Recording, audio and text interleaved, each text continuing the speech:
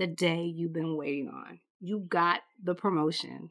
And now you got to figure out how in the world are you going to supervise who used to be your peers.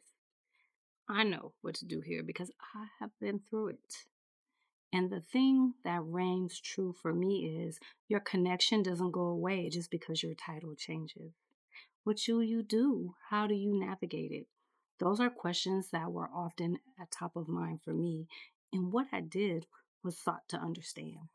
How can I be a supervisor and still maintain a relationship with someone that was so close to me?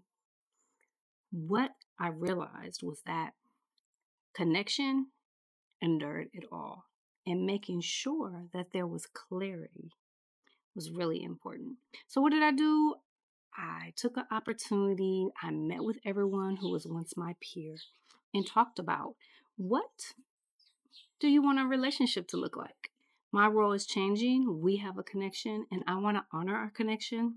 I also need to honor my new role. So, what can we do to make sure that our connection maintains? And how can I support you now that I'm in a supervisory role? I want to make sure that we have boundaries. I want to make sure that we have expectations set. And most importantly, that we have agreements. Because when we have agreements, then we can come back to those if something doesn't work or something is out of line with what it is that we talked about. So I think it's really important once you are moving into another role, you don't have to change who you are. As a matter of fact, you want to stay who you are because that's what got you the promotion. That being said, you have to remember the work that you used to do is not the work that is expected of you now. And some people may still come to you and ask you to do things that are no longer your role. So you have to decide, how am I going to communicate in a way that's true and authentic to myself and also honor the role that I'm now being moved into? Communication is everything in a time like that. Making sure that you are not only connecting to yourself, but also connecting to other people. And also identifying what are the expectations that I now have for myself and I have for the people that I'm supporting as their leader. Because I believe being a leader means supporting the people that you lead. What did I do?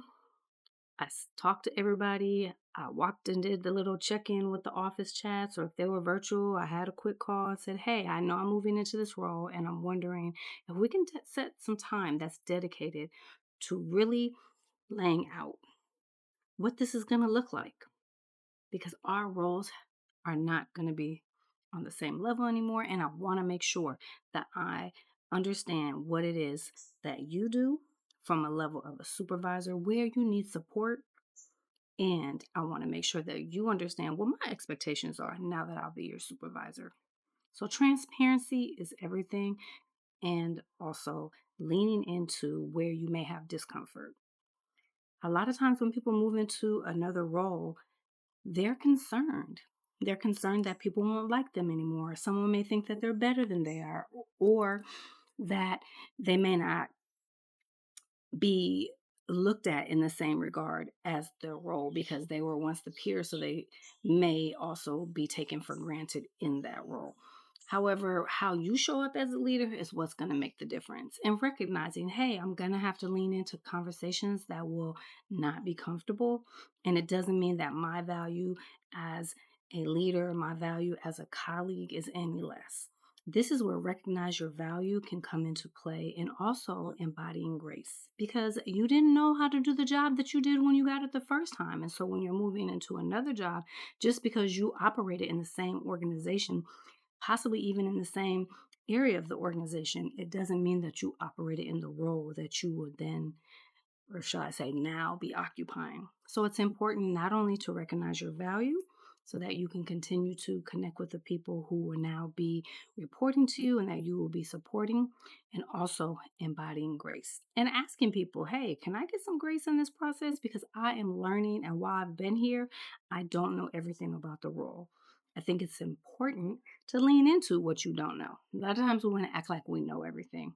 As a matter of fact, have you ever been in a meeting where they use acronyms? And I swear to goodness, everybody in the room shaking their head and knowing what it is, and you're thinking in your mind, I don't really know what that is. I say, lean into it. I invite you to explore what would it mean if you showed up in a spirit of curiosity, because we don't all know everything. And when we lean into or acknowledge that we don't know something, what it does is gives other people permission to not know everything. So, as you navigate your career and you elevate and expand into new roles and new positions and find yourself supervising people who used to be your peers, trust and believe you are there for a reason and you don't have to lose the connection because your role has now changed.